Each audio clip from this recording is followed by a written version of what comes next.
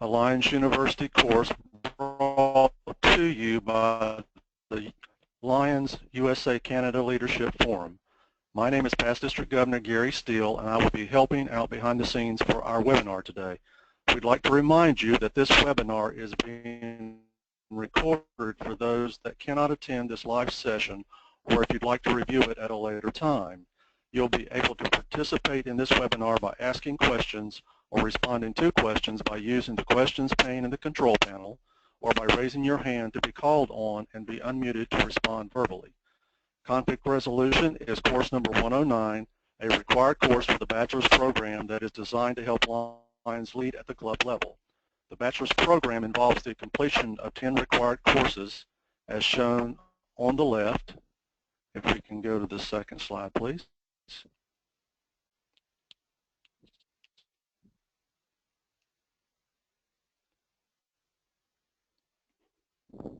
And at least 5 elective courses shown on the right side of the screen. You can see all the courses that are currently available or scheduled by going to the appropriate program summary page on lionsuniversity.org. For each course, we also have a course page that includes additional details. Next slide, please. This is an example of course number 104 for effective club meetings, where you can register for the webinar or watch the webinar video after it has occurred. With the system now, you can monitor your own course completions by selecting My Account and then selecting the bachelor's program, the master's program, or the doctorate program. When you've completed a phase of the program, such as the required courses, the elective courses, or the required experience, you can apply for credit and complete the relevant information. Once it has been verified, your profile will be updated. Let's move into our topic for today. It is my pleasure to introduce you to our faculty member, past Council Chair Connie LeClaire Meyer, who is from District 7, Wisconsin. Handouts are available on the website, and the quiz will be available after the completion of the webinar. I am pleased to turn things over to past Council Chair Connie at this time. Thank you, past Governor Gary. I really appreciate the intro. Welcome, everybody, and thanks for attending the Conflict Resolution webinar, which is actually the second time around. We did this a couple of years ago, and hopefully this version will be clearer and more concise than it was before. When you have completed this course, if you can switch to the next slide, please. When you've completed this course, you should be able to define the true meaning of conflict resolution and list the causes of the reactions to conflict. We'll do some identification of the positive sides of conflict and examine some core management styles to conflict to help determine how to reach the best result.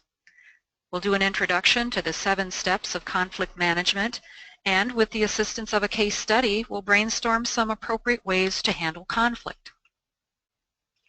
Next slide, please. So what do you think about when you see the word conflict? I bet it would be more than likely something along more of a negative connotation. Which of these pictures that are on your screen shows your definition of conflict? You can type your answer into the question pane, or you can even raise your hand if you want to.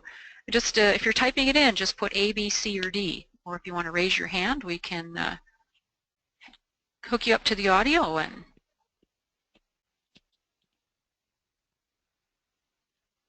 okay, we've got a couple of people who are looking at the D and a couple that are looking at the A. That's pretty typical.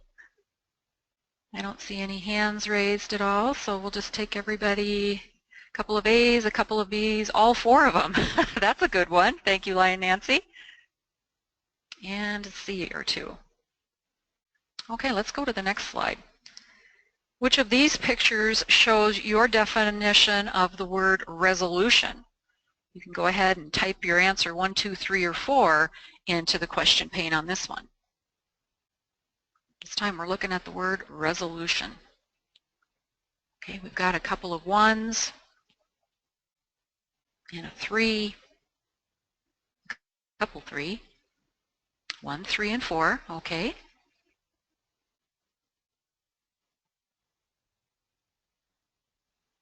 Okay, smattering of all of those. What we perceive each visually will have an impact of how we actually deal with it individually. So what we see is what we exhibit. Our perception of conflict resolution is really a combination of several thoughts and ideas, and if they're left undeveloped, they could become a jumble of emotions, just like what's on your screen. It could be hurt feelings, it could be an ineffective waste of time, and who really wants to deal with that? Nobody does. So let's take a look at some different perspectives on what conflict could be. Let's begin with the basics of what is conflict and what is resolution. Let's review some definitions from the Merriam-Webster Online Dictionary. There are only 3 words for each, but they appear to say the same message, but only in a different context. For conflict, the strong disagreement between people or groups that results in often angry argument. Dispute, to argue about something, and disagreement is the state of being different. What are some words that stand out in these conflict definitions for you? Go ahead and type them in the question panel. As you read those definitions, something's going to jump out at you for each of those words. So go ahead and type some of those words in.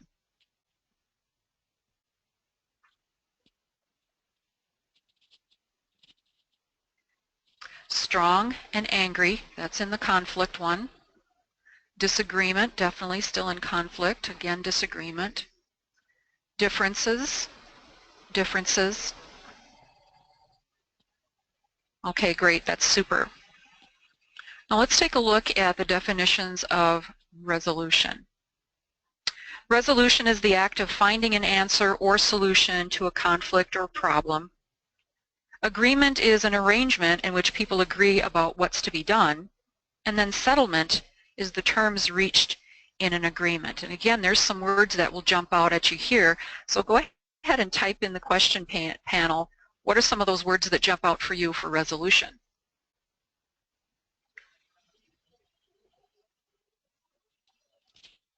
An agreement, solution, resolve, solution. That's great. That's exactly what I was hoping that you would recognize here. If we can go to the next slide, please. If we combine the 2 words together, conflict and resolution, we come up with the following statement. The act of finding an answer or solution to a strong disagreement between people or groups. So does this definition work for you? Does this sound like something that you could work with in conflict resolution? Go ahead and put a yes or a no into the question panel so that I know where we're standing.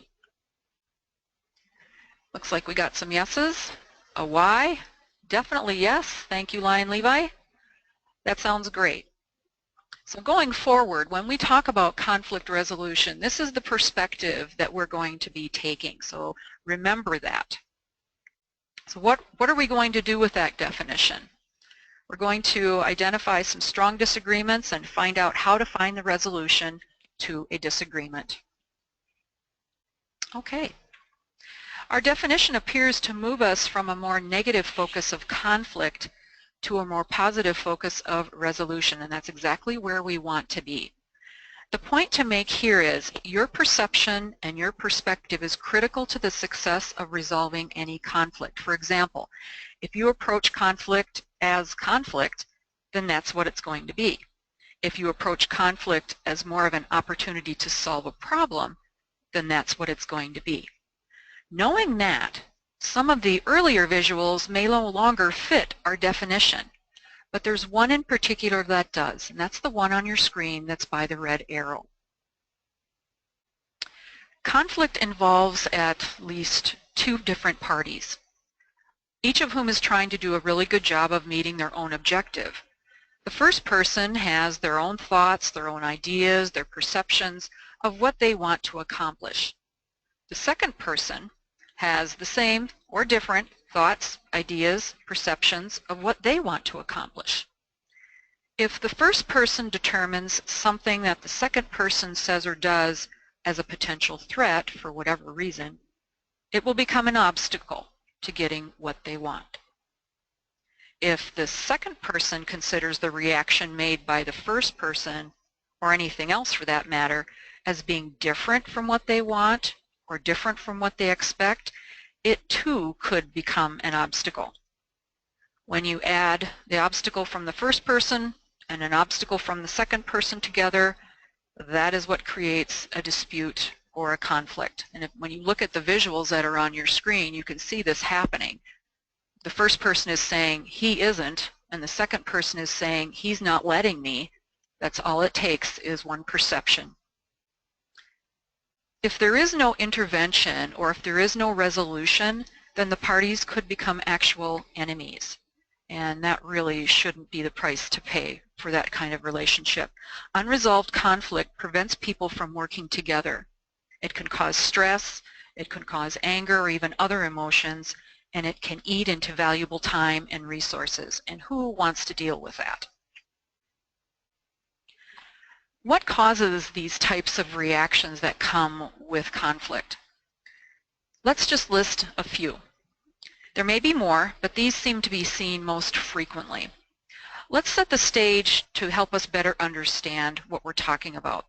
Think about, in Lion's world, of a pancake feed. Everybody can relate to that. Everybody either does something with a pancake feed, works at it, even eats the pancakes, whatever.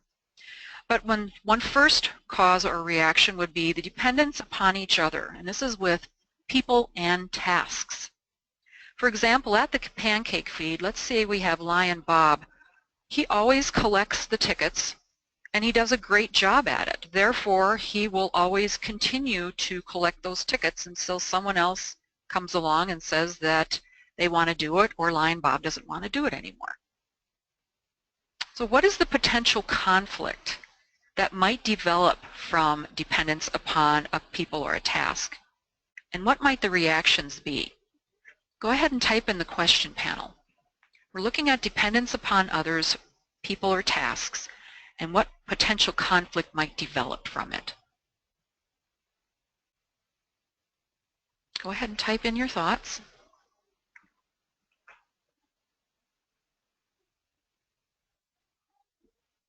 And I will say that most of the examples that I'm providing in this seminar are things that I have actually experienced either in clubs or in clubs that I have visited. So, and no one gets to do the job and is discouraged for speaking up. Thank you, Lion Nancy, that's great. Differences in behavior styles, thank you, Lion Craig, that's great. Lion Joel, someone wants to do the task or feels that they have a better idea. Yep, definitely any type of conflict, again, differences in opinion or perspective. That's super. Let's go to the second one. This one is called functional overlap. For example, let's say the pancake chair, Lion Mary, provides a count of the number of pancakes flipped in her final report to the board, and Lion Tom is the one that always flips the pancakes. So looking at that little scenario, what do you think the potential conflict might develop? And what might some reactions be to that? Functional overlap.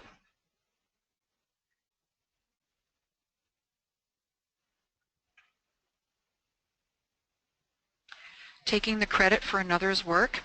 Yeah, I think sometimes that committee chair, Lion Mary, might say, yeah, we flipped 5,000 pancakes.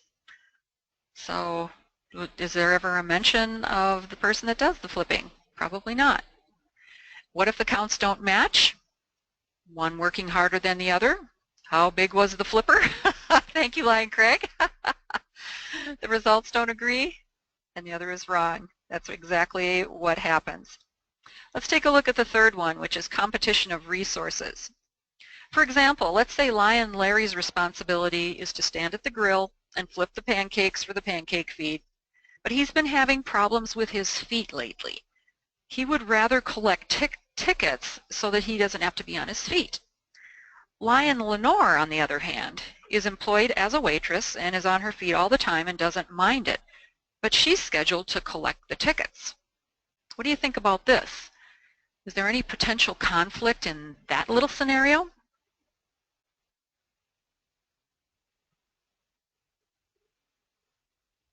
I really appreciate all the participation, everybody. I'll try and read as many as I can as you type them in, but that's great that you're typing these answers in. Competition of resources. How about compromising? Thank you, Lion Craig. That's a great question. Agreement to change places. Thank you, Lion Claudette. Ask before the affair is if anyone wants to change positions before. Thank you, Lion Nancy. And could agree to switch if they actually talk to each other. What a thought. Thank you, Lion Chris. Appreciate that. Let's move on to the next one, the differences in behavior styles. Somebody mentioned this in an earlier post as well. Let's say that Lion Joe has been in the club for 15 years and has an opinion about everything based upon his club experience. Anybody know anybody like that? Let's take a look at new Lion Jeff. He happens to be quiet and reserved and was raised to respect his elders and listen to what they have to say. Can you foresee any potential conflict happening in that scenario? Okay, Lion Craig, sounds like you're thinking of somebody in your club with that little scenario. Any idea on what kind of conflict or what conflict might develop?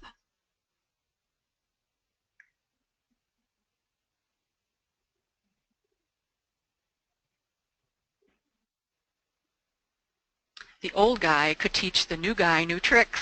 Thank you, Lion Claudette. Couldn't have said it better. Shutting out the new member's ideas, small talk. Longtime Lion has tendency to develop authoritarian style. That is correct, Lion Joel.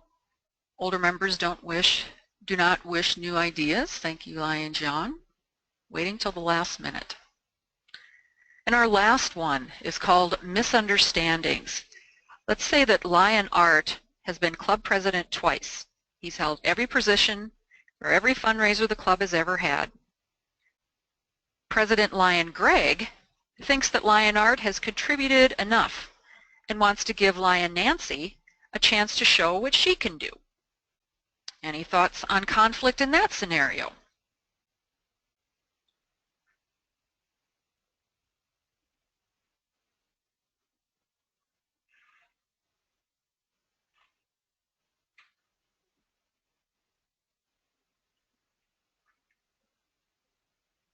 There's some new names that are popping up here too. Great. Thanks for participating, everyone.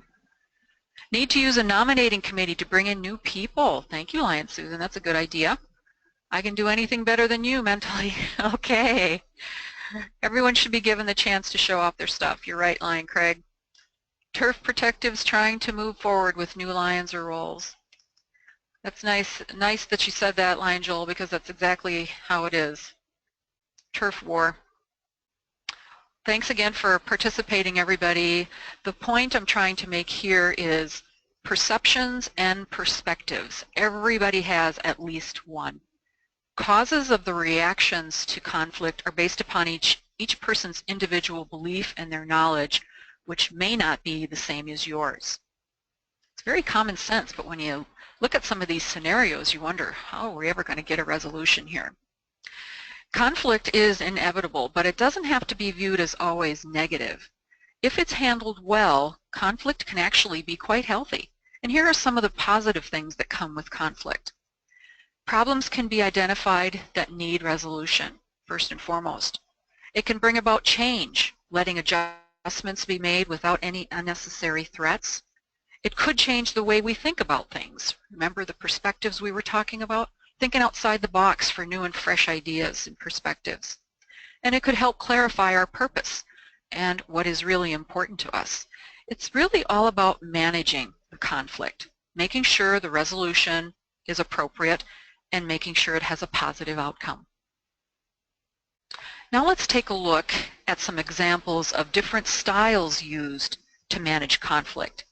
This is based upon the 5 styles introduced in the LCI conflict resolution webinar. You may have taken that one, but it's based on the Thomas Kilmann model. And I believe you have this as a handout too. To start with, we're going to divide this into quadrants so that we can talk about each section in more detail. Note that these styles are all affected by involvement levels of assertiveness, which is on the left-hand side of the grid, which are attempts to satisfy your own needs, and it also involves levels of cooperativeness. These are attempts to satisfy the other person's needs. For example, the more assertive you are, the more conflict might occur if you don't understand or care about the other person's circumstance. The less cooperative you are in helping the other person meet their needs, the more compliant you could become to their needs, and you would lose sight of what you really want. So let's start with the least assertive and the least cooperative style, called avoiding. That's in the bottom left-hand quadrant. When avoiding, an individual doesn't immediately pursue their own concern or those of the other person, and this is considered to be a weakness. He or she doesn't address the conflict directly. Some strengths that the avoiding style has might take the form of diplomatically sidestepping an issue, postponing an issue until a better time, or simply withdrawing from a threatening position. So there's some good and not so good things about that style. The next style has increased assertiveness, but is still pretty low when it comes to the cooperativeness, and that's called competing. This is often a power-oriented style. When competing, an individual will pursue their own concerns at the other person's expense, using whatever power seems appropriate to win their position. Sometimes they focus on the other's weaknesses, such as the ability to argue. The strengths of competing, though, might mean standing up for your rights or defending a position you believe is correct, or simply just wanting to win. The next style is the direct opposite of competing. It's unassertive, but it's highly cooperative, and that's called accommodating.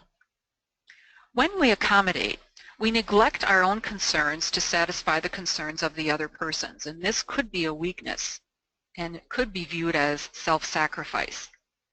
Some of the strengths of accommodating might take the form of selfless generosity or charity, or obeying another person's order when you would prefer not to, or even yielding to another person's point of view. The fourth style is middle of the road. It's neither highly assertive nor highly cooperative, and that's called compromising.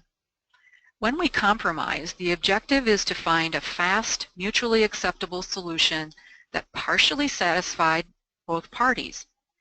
It gives up more than competing, but less than accommodating, and it addresses an issue more directly than avoiding, but doesn't explore it in as much detail as collaborating. What a mouthful. The strengths of compromising might be splitting the difference, exchanging concessions, or even seeking a middle ground. The final style is very highly assertive and very highly cooperative, and it's the direct opposite of avoiding, and that's called collaborating. When collaborating, person one and person two both dig into an issue to identify the underlying cause, and they try to find an alternative that meets the needs of everyone involved. The strong parts of collaborating might take the form of exploring a disagreement to learn from each other's insights, or maybe resolving a condition that would otherwise have them competing for resources, or confronting and trying to find a creative solution to an interpersonal problem. Following this quick review of these management styles of conflict, is there one style you think we should strive for in conflict resolution? Go ahead and type your responses in. Is there one you think that we should be heading towards for all-inclusive success? Okay, we've got collaborating, collaboration. Yes, yeah, all of you are the winners. We have a compromising there that's right in the middle. Depending upon the situation it's middle of the road. If we're looking for total success where everybody has a chance to be on the positive, we are looking for collaboration. It is the most effective style that provides the most satisfaction for everyone involved. So how do we manage conflict? How do we manage disputes and disagreements? And when and how do we use these styles?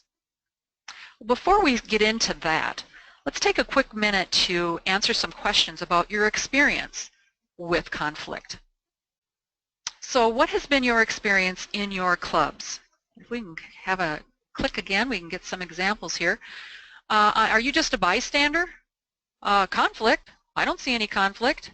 Or is it give and take? Somebody wins, somebody loses. Or you support the majority, or we confront and we resolve. So what's been your experience in your club? Go ahead and type that in. The loudest lion always thinks they're right. I've had that experience too. That's good, Lion Susan, that you can confront and resolve. Most people are not comfortable with that, so it's good that you can do that in your club. What conflict? I don't see any conflict. Lion Craig, that's almost like burying your head in the sand. I think that happens a lot in clubs as well.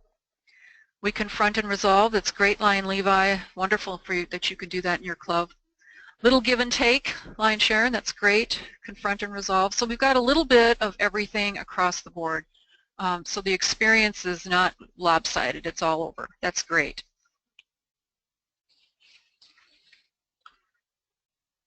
Some of these, if we can go to the next slide, please.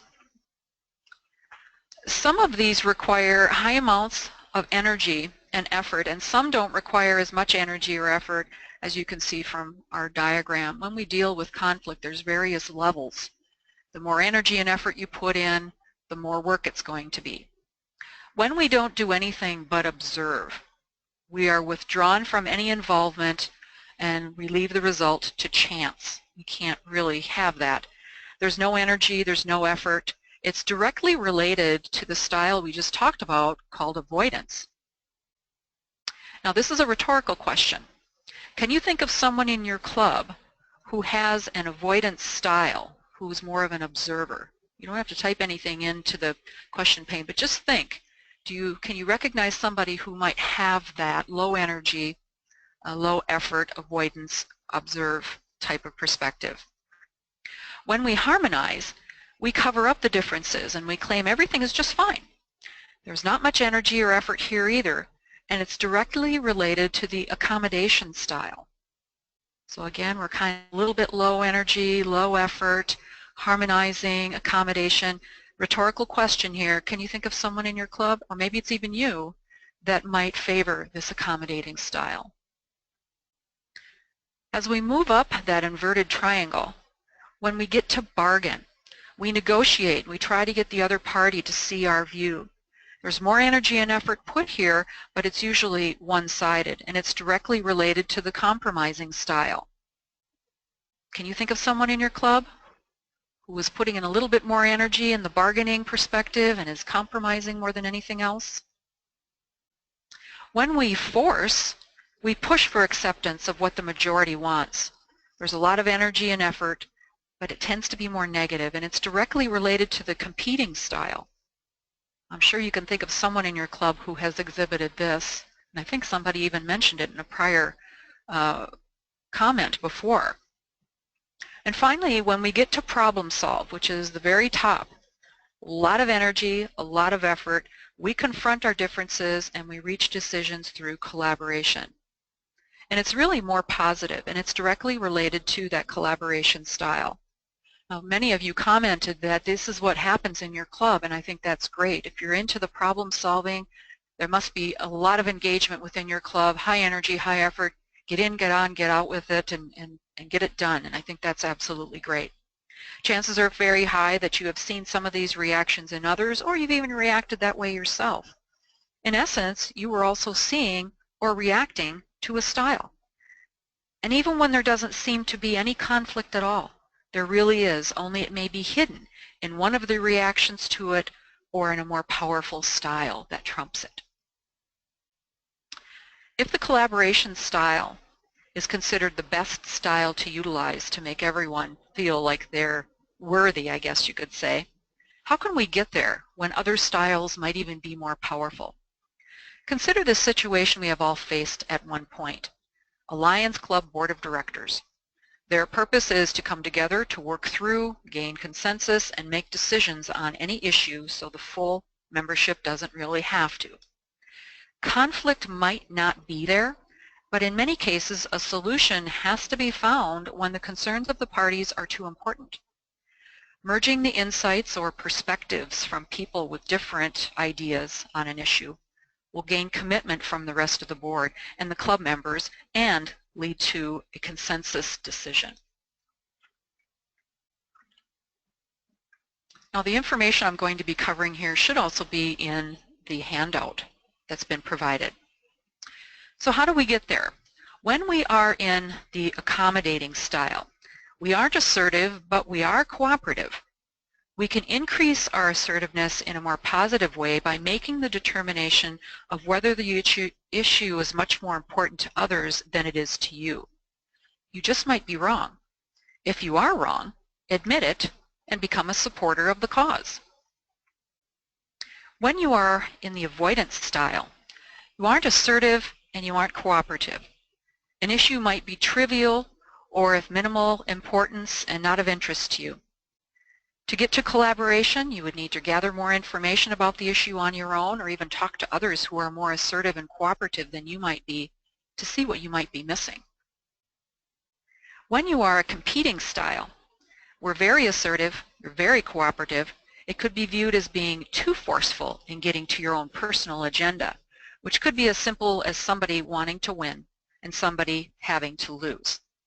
It might be necessary to consider picking a battle to fight to determine what would be the most necessary or might be the most effective for our time, for our energy, for our commitment. Focus on the cooperativeness side of it, which will gain support from others if they see you as being willing to be flexible. And finally, when we're compromising, we're middle of the road without a strong sense of either assertiveness or cooperativeness. Issues are moderately important to you, but not worth the effort or the energy involved in using more assertive methods. Consider joining forces, which would be assertiveness, with others, which would be the cooperativeness, to discuss the issue and then commit to a solution you can reach really quickly. Share your thoughts, share your ideas, and be willing to support consensus after the discussion is over. So here's another poll we're coming up on. So what do you think, or who do you think, should be responsible for managing club conflict? Nobody. There isn't any conflict. The president should do it. The committee chair should do it. A past district governor who knows everything should do it. Or everybody should do it. Go ahead and type it in. Let's see what you say. So we've got a couple folks saying that everybody at different times. Thank you, Line Susan. The president, everybody. Looks like consensus is everybody. Thanks for responding, all of you. I think that's just great for your engagement. If you have the knowledge and the skill, it can be you. It starts with knowing more about conflict, knowing more and understanding resolution, which is what you're doing here at this seminar. But you might be asking yourselves, what if you don't know how to even start with it? Well, we have for you a list of steps that you can consider to get started. The 7 steps to resolution appear to be very common sense. As you read through them, you'll see it's like, well, I can do that. But the key here is, if you miss one step, additional conflict might occur. So it's important to look at the 7 steps as all-inclusive. So let's review each of those steps. It's also been provided to you as a handout for you to look at later. The first step is to establish a climate of collaboration. Show concern, show interest, be empathic, even if you really disagree, and respond appropriately to any emotions that come up. The second step, if more than one issue exists, tackle the simple or the easy or the concrete problems first. Include others in the discussion to help in getting to the root problem.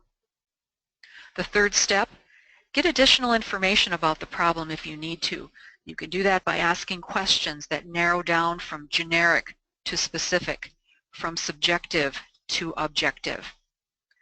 The next step is to clearly explain the problem. Focus on behavior, consequences, and feelings that you own. Stick to the facts and avoid making any assumptions. The next is to agree with some aspects of the problem, such as facts, perceptions, perspectives, feelings, principles, and show your willingness to make change. And finally, continue until everyone understands the problem. They've had an opportunity to question, talk about, and share their opinions. Avoid additional issues being introduced or let frustrations and emotions grow. And if a bottleneck occurs, call in others who can help in reaching a collaborative outcome. This is a really good approach to take. As I stated previously, if one step is missed, you may find yourself into a little bit of trouble with more conflict than you originally bargained for. For example, if you leave out step number 7 and you get a bottleneck, what could occur if it's not included? Or if you leave out step number 3 and don't ask enough questions, what could occur if you don't have all the answers you need? So keeping them all inclusive would be the key here. So let's take what we have learned in the last 35 or 40 minutes here and apply it to a case study. This has also been provided to you as a handout. The goal here is to identify who is involved in the conflict and why, what happened, and what's the best way to handle the conflict. We have the perspective of the president, and that's you, of the What's Up Lions Club. Other players in this scenario are Lions Susan, who is the Steak Fry Committee Chair, Lion John, who's a seasoned 17-year Lion, and Lion Mike, who's been a Lion for a year. It starts with Lion Susan coming to you, the president, with an issue involving Lions John and Mike. Now, if you're interested in participating verbally with this case study, go ahead and raise your hand and we'll give you the mic at the right time, and you'll be called upon to read some information that's on this screen out loud. So be sure and raise your hand if you want to participate. It's okay if you don't want to, but if you do, I want to give you an opportunity. Okay, I have Lion Jean has raised her hand, his hand, her hand, and I think that's about it.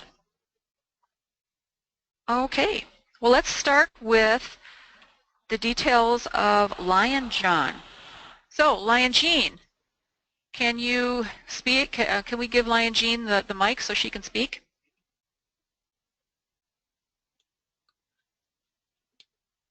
I hope it's Lion Jean. Lion Jean, are you able to speak?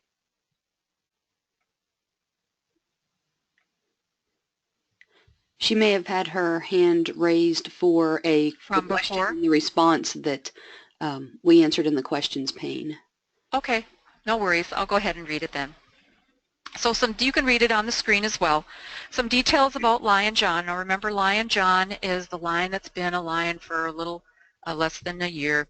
He likes to do things the way they've always been done because he sees it as being successful. He's very vocal about it. He's been in the, oh, this is the guy who's been here a long time. Sorry about that. Because he's been in the club so long, he thinks he knows how things should be done, and he tells others what to do, whether or not they ask. He's usually 10 to 20 minutes late to every club meeting, and when he arrives, he spends time talking with other members before he sits down, usually in the back of the room. He oftentimes is rude and disruptive and winds up getting fined. Does anybody know anybody like Lion John? That's a rhetorical question. Okay, let's go on to the next one, which is Lion Mike. And I'll go ahead and read this one as well. What you know as president about Lion Mike: he tries hard to follow the rules. He's very quiet, doesn't talk much. He has conservative and traditional values. He arrives early for every meeting and for each fundraiser and often stays late. And again, a rhetorical question, do you know anybody in your club that resembles those behaviors? Now let's take a look at what Lion Susan, the committee chair, has to say to you. Now she's coming to you, and this is what she's telling you. Lion John and Lion Mike have been assigned to work together at the Steak Fry. Lion Mike told Lion Susan he dreads the times he has to work with Lion John. He told her he's noticed how Lion John does things and it doesn't seem right to him. At the Steak Fry, Lion Mike came to his station early, but Lion John is nowhere to be seen. Lion Susan and other club members asked Lion Mike where Lion John was. Lion Mike hadn't told anybody about Lion John's tardiness because he was concerned members might start to associate his behaviors to be like Lion John's behaviors. He'd covered for Lion John's tardiness in times past and decided he wasn't going to do it anymore. When Lion John finally appears, with much commotion and distraction, Lion Mike tells him he should be on time for his shift and that others were looking for him. Lion John says, "Hey, I've been doing this job for years and you haven't. Besides, my not being here isn't hurting anybody, so mind your own business." Tempers and frustrations start to flare between the two lions. And the lion, I can't even read this. I'm sorry. Lion Susan appears.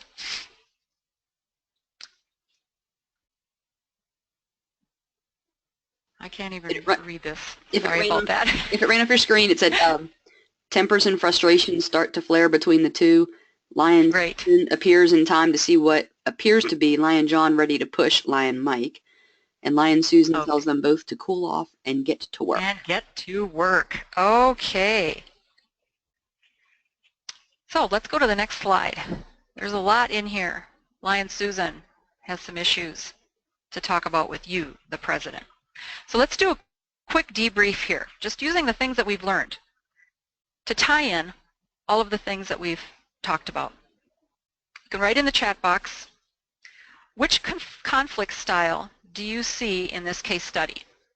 Was it avoiding, accommodating, competing, compromising, or collaborating? Now we've got several people involved here. We've got you as the president, we have Lion Susan, Lion John, and Lion Mike. Which conflict styles do you see? We have avoiding, that's been mentioned. Competing. Question was with Lion Craig, who's competing? Lion Kristen. Mike was avoiding and then competing. Okay, we've got some competing, we've got some accommodating again. So we see various things that are coming. Great, you're picking out these things. That's absolutely great. Susan wants to collaborate. I'm glad you brought that up, Lion Kristen. She wants to collaborate, and the sign of that is she has come to the president saying, here's the issue. What can I do? She wants to be able to work with it. Now, the second question in this debrief, can we get to collaborating, do you think? Now, Susan wants to collaborate according to Lion Kristen. Can we get there? Do you think it's possible? Looking at a seasoned lion, someone who's a committee chair, and a younger lion coming to the president, who's the president of the year, and that's you, can it be done? What do you think? We can. But let's test that. Let's test that. Let's go to the next slide. And let's look at the 7 steps that we've covered in previous slides. And go ahead and write in the chat box as we go through each step, and we'll spend time on each of these steps. Step number 1, establish a climate of collaboration. Now, what are some things that we could do to do that step? Establish the environment of everybody's going to collaborate. What can we do? Okay, Lion Sharon, you said, of course it can be done. Let's start with the first step. How can we set that stage for collaboration?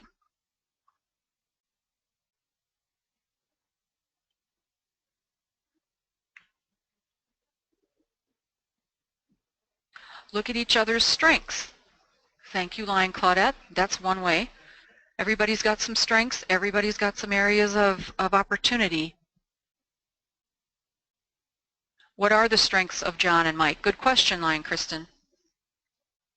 Getting people together to set some direction.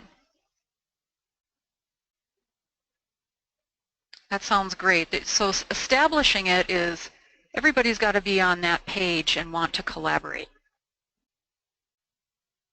And getting those people together that are involved is probably the best way to start that. Okay, so step 1, we have some ideas on how we can establish a climate of collaboration. Step number 2 is tackle the easy stuff first. What are some things that you would consider to be the easy stuff that we could tackle?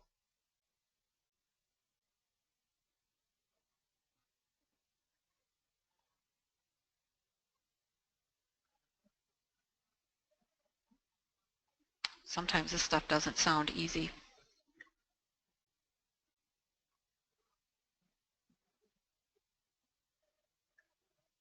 A sign-in sheet, okay. Being on time, pre-planning, being organized.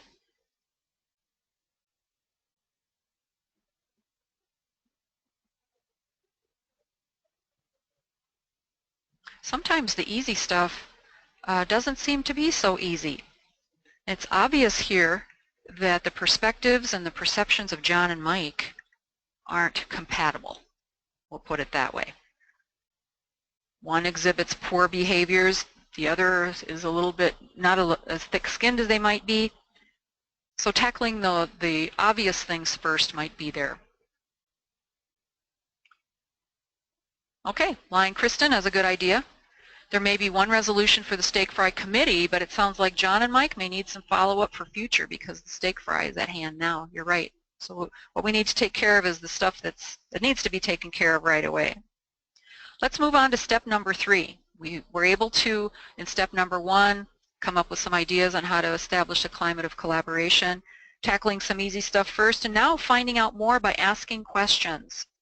When we talk about questions, there's different types of questions that you can ask, and you all know this. The open-ended questions get a lot of information. Probing questions will narrow down the answer that you're looking for. Those closed-ended questions, if everybody starts to talk at the same time, you can really handle that by having those closed-ended questions. So finding out more about asking what would be one question that could be asked in step number 3. Any ideas, anybody?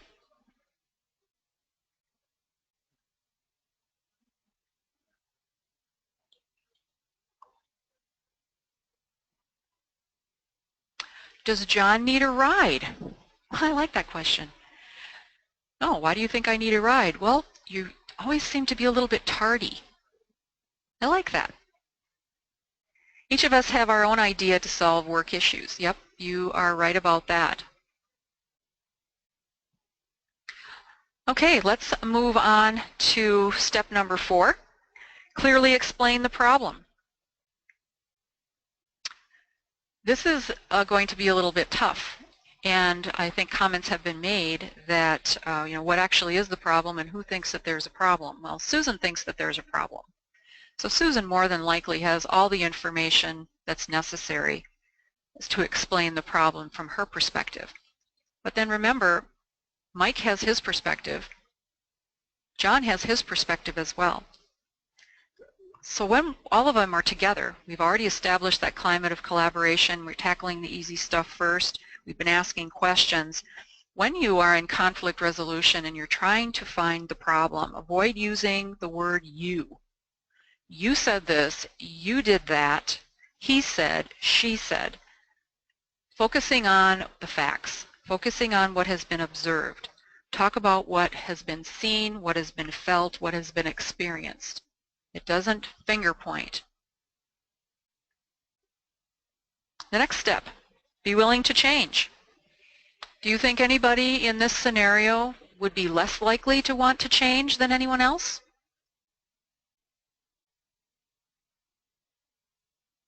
Or do you think that we could get everybody to agree to do some changing here? Let's think outside the box here.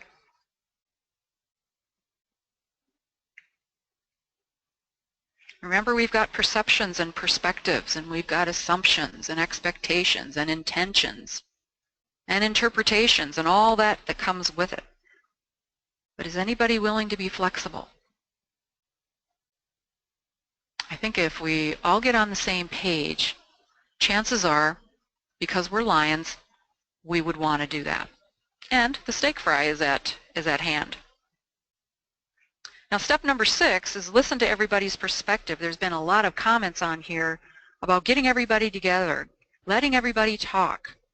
And that's exactly what this is. Listen to everyone's perspective. Make sure everyone has a chance to speak, that they can ask questions.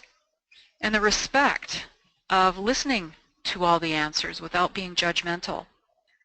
And here is where, this is a danger zone too for anyone who's been involved in a lot of conflict resolution. For those of you that have said that this happens in your club quite a bit, sometimes when you are discussing one conflict, other conflicts come into the discussion. We want to keep it just with the original problem that is trying to be solved. We don't want to add more frosting to the cake, I guess you could say. And also at this point, sometimes there's an increase in emotion and frustration. We need to watch out for that as well. So when we listen to everyone's perspective, we have to be mindful and respectful of what people are saying. And then finally, ask for assistance when needed. Now, who do you think would be good in this situation to ask for additional assistance? I think we can say that Lion Susan reached out to the president.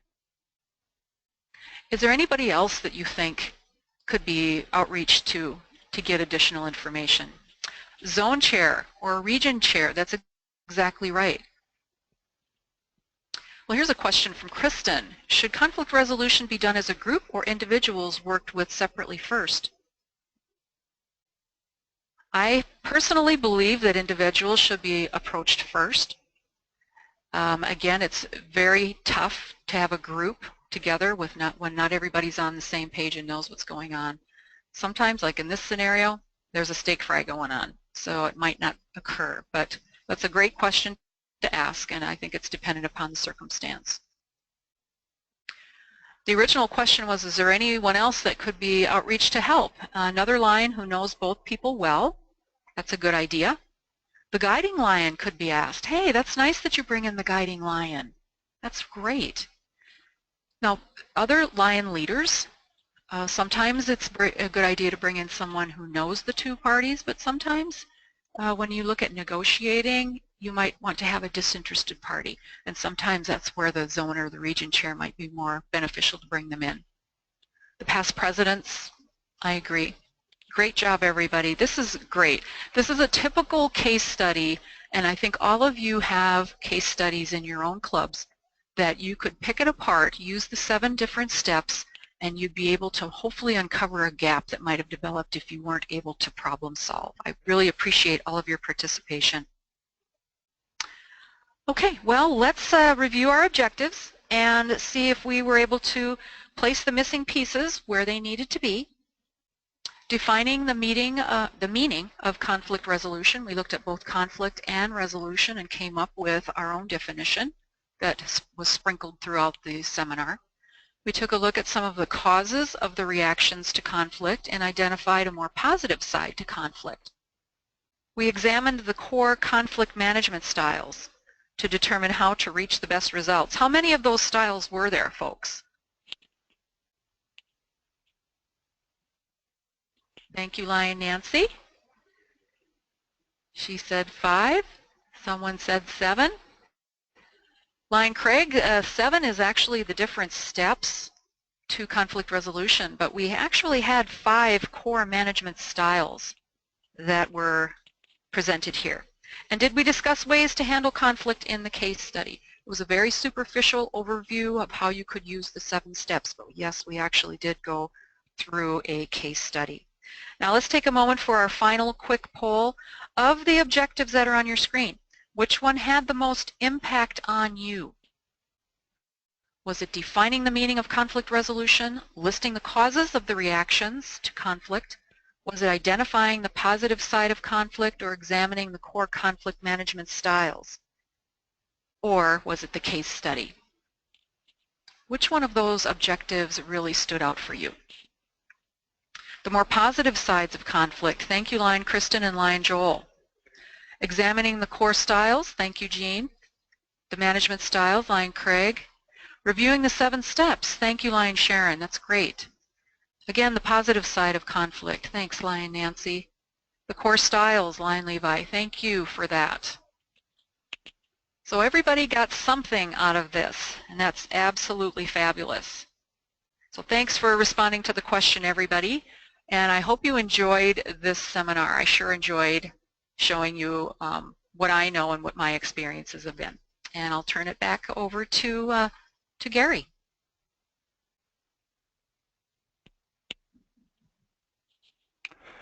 Thank you, Past Council Chair Connie. We appreciate all the information that you shared this evening. I would like to remind each of you to take the time to take the quiz to receive credit for taking this course. Thank you all for participating this evening.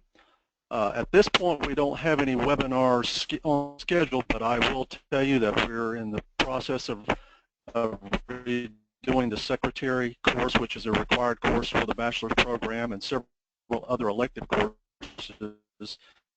And we are working on doc reminders will be sent out as courses are added to the schedule.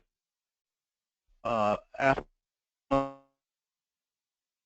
the webinar control panel, and we look forward to University. Thank you so much.